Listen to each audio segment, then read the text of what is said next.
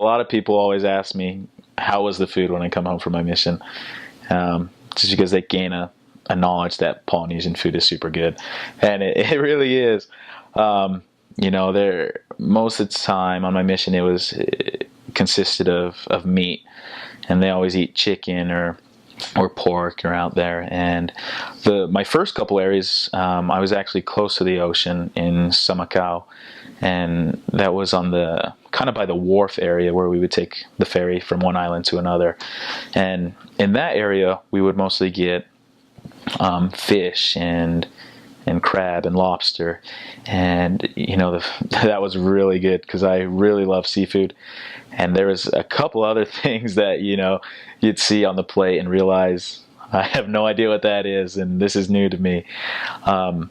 A huge thing I didn't eat before my mission when I got out there was octopus, and I've always heard that it's super chewy, and a lot of people don't like it or they do like it. There's no in between, and so I was definitely going to try it. I wasn't going to not miss that opportunity.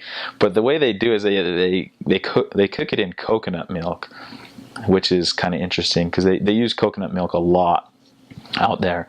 And when I first tried it, it was super chewy, but that coconut milk actually made it taste really good. And I remember I ate my the first bowl of octopus, and my companion looked over like he was impressed that I would eat that because he wouldn't touch it, and he was from Samoa, so it was pretty funny to see that happen. There's actually a lot of people grow their own food. They all have their plantations out there, and that's because the Samoan saying is that you can live off the land, and technically they do. They have their own plantations out there where they grow different sorts of vegetables, and then they raise different animals such as chicken and pigs, and it's crazy to think that they do all this, and they don't care about money. They don't need money. They can just live off that land. And the main plant that they use is taro. And taro's sort of like a potato, but a little bit thicker when you eat that. So, and I love taro. And what they do is they use, so they'll dry out the coconut once they crack it open and drain all the liquid out, and they'll let it dry up. And then they'll use the skin, the white skin on the inside, and they'll scrape it off. And then they use sort of like a strain or a straw sort of fixture to squeeze all the juice out of the skin that they scraped out from the coconut. And so they'll use that as a juice, and they'll mix it with a little bit of salt, and they usually use that as a dressing for the taro, and they use it for the octopus as well. So I would say that's sort of the main dish that they use. They call it pe'epe'e. So, and it's really good with everything. It may not sound good, coconut milk and then salt, but it makes everything taste delicious out there. When I was serving in Sava'i back in Neafu, in that back part of the island, I remember because in Samoa, for the mission, they would feed the missionaries twice a day. They would feed them for breakfast in the morning and dinner at night.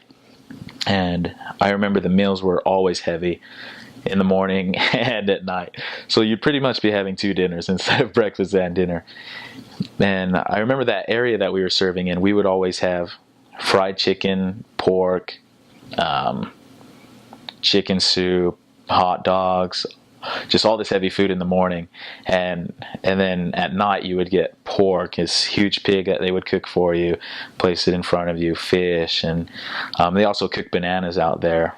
They boil the bananas, which is really nice, and they drizzle that pe'epe'e on there, that coconut sauce.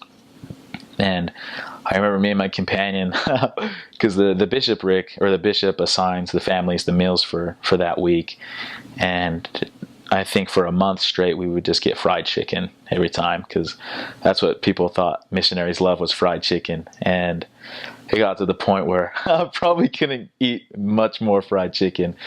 And I remember my companion, because I was still fresh, went up and told the bishop, if there's any way, if we could get anything else other than fried chicken, that would be awesome. And then it was kind of embarrassing because the bishop, and with Samoa, the people of Samoa, they're not afraid to speak their mind, and they'll they have a sense of humor that's undescribable about them, because they're all about joking and having a great time. And I remember the bishop got up in sacrament meeting and said, the missionaries are sick of fried chicken. Let's get them something else. And we're like, well, I guess that's going to work now. And then I think for the next month or two that I was there, we just got straight pork, which wasn't that much healthier, but it was a good change. Water was kind of scarce, and it's super expensive out there in the stores they have. So I know that, I think in other missions that I've heard from other friends that the three main sodas they had was Coke, Fanta, and Sprite that you could choose from. And it's crazy to think that the soda was less expensive than the water. I think the water bottles out there went from $6 to $8 compared to a soda that went for $1 to $2. And I remember this one time where me and my companion, we didn't want any soda. We just needed water, and it rains a ton over there. That's why it's so green. And the people of Samoa, they have these huge tanks on the side of their house that when the sheet metal collects all that rain, it'll drag into the pipes and it'll go into this huge tank that they have. And so we would use that tank to shower as well, and then we would also use it to drink water, and which was crazy because I've never drinking rainwater or any sort of water other than, from the faucet or anything like that. And so, it was a blessing from the Lord, because we were praying for a way to, find some water for us. That way we could collect and take water bottles with us while proselyting, because sometimes a lot of missionaries do get dehydrated. And that's the thing they emphasize in our mission, was staying hydrated, because it does get hot out there. And, as long as you're preparing yourself, like the Lord says, He'll give you that strength to do all things. And so, just praying and fasting and then finding this way that we could get water helped us to, go about our day proselyting and keeping our energy up to help do the Lord's work. The first things first is, it was one of the first weeks of my mission. I went to an Islander's house for Sunday afternoon for dinner. And the Islanders, before we started eating, he said, Elder Reese says, this is your first couple weeks here. We want to tell you one thing. And that's how Islanders eat. He said, we Islanders, we don't eat to live like you Americans do. He said, we eat to die. And, going throughout my mission, I learned that we really do eat to die. There were so many times we had 4 meals a night. One of my companions gained about 40 pounds. And you're just eating all day, every day. Members will come and drop off McDonald's, or they'll come drop off groceries to your apartment, because they love the missionaries, and they know that when they serve the missionaries, the Lord will bless them. They're people of amazing faith. And it's always amazing to see the blessings that do come from when they feed us. They eat a diversity of food there in New Zealand. A lot of them really, really like baked food, so like baked potatoes or like roast dinners. And so they eat a lot of the foods that we eat here. I would say the things that they eat that are differently, they eat a lot of seafood, and they eat, a lot of the Islanders love meat. Occasionally you go to a dinner and there'll be like a whole entire bowl of steak, a whole entire bowl of chicken, a whole entire bowl of pork, and it's just a whole slew of different types of meat. So by the end, you're really, really full, and it's really easy to gain weight there because everybody tries to feed you. I figure here people try to feed you to be nice. So there they try to feed you out of love. I remember it was like the first couple days of my mission. We were riding our bikes, and I saw this guy walking on the street, and I got so excited. I was like, oh, we're going to go talk to him. And anyways, we went up to him, and he had all this KFC in his hand, and he was actually taking it to a family party. And we're like, hey, we're the missionaries. And he's like, oh, I know, I'm Methodist. He's like, I'm not interested in what you're sharing, but do you want to come over for dinner tonight? And unfortunately, we were actually going to dinner, so we didn't have an opportunity to go with him. But people there will give everything that they have to you, whether you're a part of their religion or not, just because they love the love that they have for other people. It's apparent to see in all that they do. So my favorite food was Samoan food, because they make really, really good food. One of my favorite drinks that they have is Coco Samoa, and it's cocoa bean, and they grind it up and they put it, I'm not sure how they make it, but it's really good. The first time I had it, I didn't like it, but it slowly grows on you. And they have bananas. They're like green bananas, and they take them and they bake them in the oven. and they kind of taste like a potato when they're done, but they're really good. And then they usually have coconut cream on them.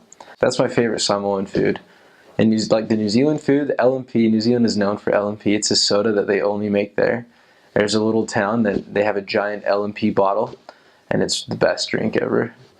And Tim Tams, if you've ever had Tim Tams, they'll be your favorite.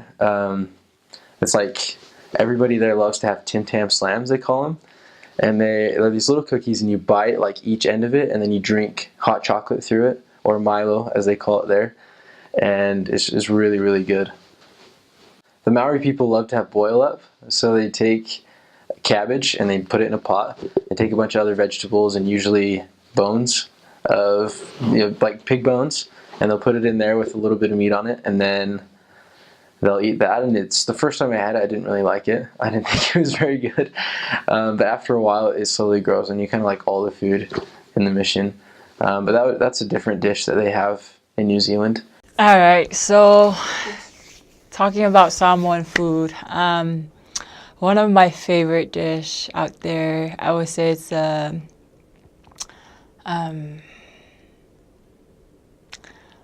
would say it would be baked taro with there's a thing called luau or palusami. It's the taro leaves with coconut milk, and I love it when it's fresh out of the umu or after they cooked it. Samoan food is good. I mean, I feel like with Samoan people, they love meat. And I feel like that's where I get that habit from. It's like we love meat with bones. I don't know. I feel like everyone from the islands, they always want chicken with bones. And I remember when I went on my mission, whenever the families ask us what we want, I always suggest chicken with bones, because I feel like bones, it brings, I don't know, it just tastes delicious, I guess. But some of the Samoan food that we have fa'ausi.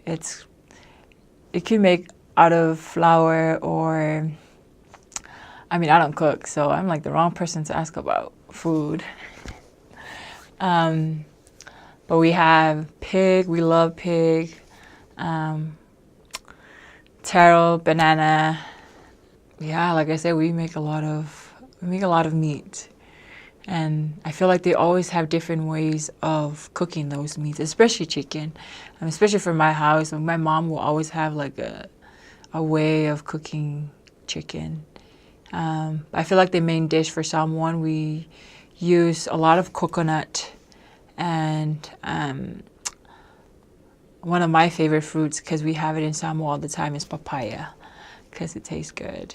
And yeah, I think that's all I can talk about.